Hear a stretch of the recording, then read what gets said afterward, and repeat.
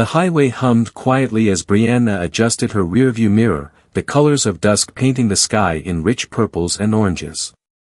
Her body was tired, the kind of exhaustion that only came after a day spent giving everything, every ounce of focus, energy, and dedication.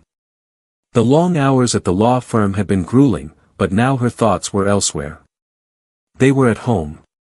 2 small faces.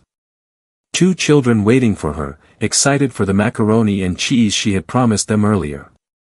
She smiled at the thought of her youngest, always so eager to help, always making a mess of flour and noodles in the kitchen. She could already picture the chaos. It had been a long shift, but her heart lightened just thinking about being with them. Only 10 more minutes. Brianna glanced at the clock, 6:43 p.m. The plan was simple: dinner. Some TV with the kids. And finally, some rest. But as she approached an intersection, a strange stillness settled over the road. It was too quiet, almost unnervingly so. Her grip tightened on the steering wheel as a feeling of unease crept in. Maybe it was just the exhaustion of the day, she told herself, pushing the thought aside. But as she continued down the road, the uncomfortable feeling lingered. Then, in her rearview mirror, flashing red and blue lights. Her stomach dropped. She hadn't done anything wrong. She hadn't been speeding, hadn't run a light, and hadn't broken a single law. But still, she pulled to the side of the road, her fingers shaking as she turned on the hazard lights and rolled down her window. She'd been stopped before. She knew how to handle these situations, calm, collected, respectful. But tonight? Tonight felt different. The officer stepped out of his car slowly, his figure illuminated only by the flashing lights behind him. His movements were deliberate. Precise. Brianna's heart skipped a beat. He approached her car. Flashlight in hand. His beam hit her face, blinding her momentarily. The silence between them stretched on, thick with tension. License and registration, the officer said, his voice flat, devoid of any warmth. His words felt like an accusation, an unspoken judgment in the air. Brianna nodded and, though her pulse quickened, she remained calm. She reached into her purse, then her glove compartment, retrieving the documents. Her hands were steady despite the unease gnawing at her. "Here you go, officer," she said softly. He barely glanced at her as he took the papers from her and walked back to his cruiser. Brianna's breath caught in her chest as she sat there, her fingers still gripping the wheel, tight with tension. Minutes passed. He didn't return right away. She stared at him through the side mirror. He was sitting in his car. Just sitting there. The unease in her chest was growing, a knot tightening in her stomach. Finally, he emerged from the cruiser. But this time, his posture was different. Stiff. Rigid.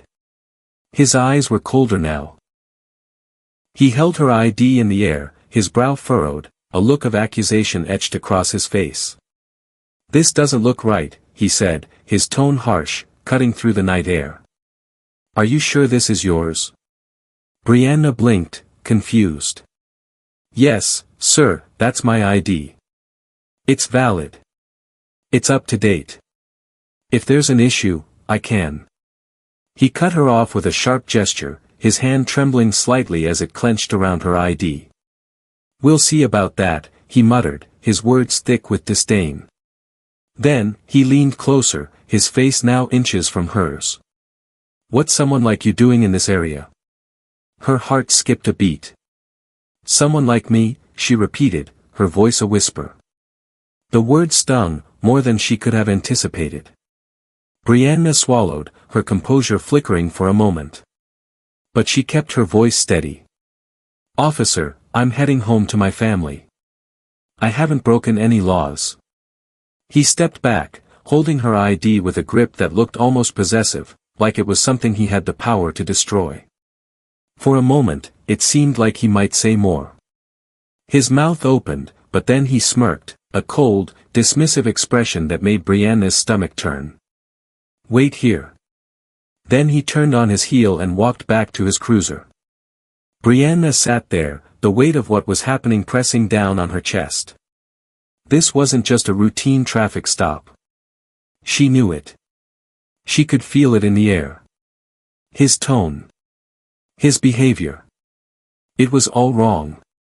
She gripped the steering wheel tightly, fighting the urge to lose control, to let her anger bubble over. But she reminded herself to stay calm. That was the only way this would end in her favor. When the officer returned, his face had hardened. The flashlight he carried no longer seemed like a tool, it looked more like a weapon. Brianna rolled her window down further, trying to control the shaking in her hands.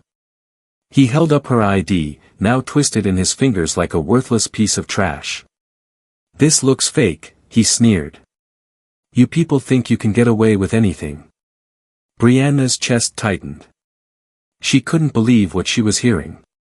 Fake. Her voice shook, but she kept it level. "Sir, I don't understand. That's my ID. It's valid. If there's an issue, you can check it in your system. I don't need your advice on how to do my job," he snapped, cutting her off. His glare burned through her, but she forced herself to remain calm. "Officer, please. I'm not trying to." Before she could finish her sentence, the officer raised his hand, her ID held between his fingers like it was a scrap of paper. Then, in one swift motion, he pulled a lighter from his pocket. Brianna's heart froze. Her breath caught. "No. You can't," she whispered. But it was already too late. The flame ignited. A flicker of light danced dangerously close to the edge of her ID. "This'll teach you a lesson," he sneered. The fire caught. The ID curled, blackening in his hand as the acrid smell of burning plastic filled the air. Brianna watched in stunned silence, unable to comprehend what was happening. He dropped the charred remains of her identity onto the asphalt with a final, dismissive flick of his wrist. "Next time, bring something real," he spat, then turned on his heel and walked back to his cruiser. Brianna sat there, frozen.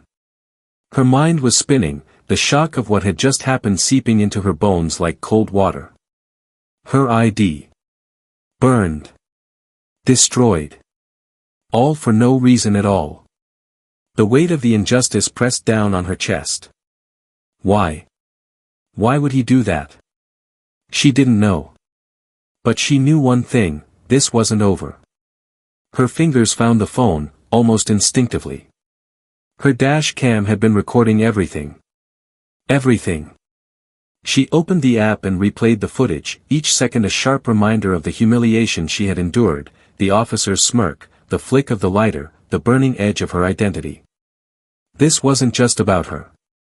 This was about every person who had ever been targeted by the system. Every person who had ever been dehumanized by someone who was supposed to protect and serve. Brianna's resolve hardened. She wasn't going to let this slide. The legal battle begins. The next morning, Brianna sat in her living room, the dash cam footage playing on repeat. She had called Elliot, the one person who could help her navigate this storm. "Elliot," she said, her voice steady despite the storm raging inside her. "It's me." Brianna recounted every detail, the officer's words, his actions, the moment her ID was set on fire. She could still feel the heat of the lighter in her memory. Elliot's voice came through the phone, calm but sharp. "This isn't just misconduct, Brianna. This is abuse." The words rang in her ears, a clarion call for action. "I've got the footage," she said. "It recorded everything." "Good. Don't worry. We'll handle this." He picked the wrong person.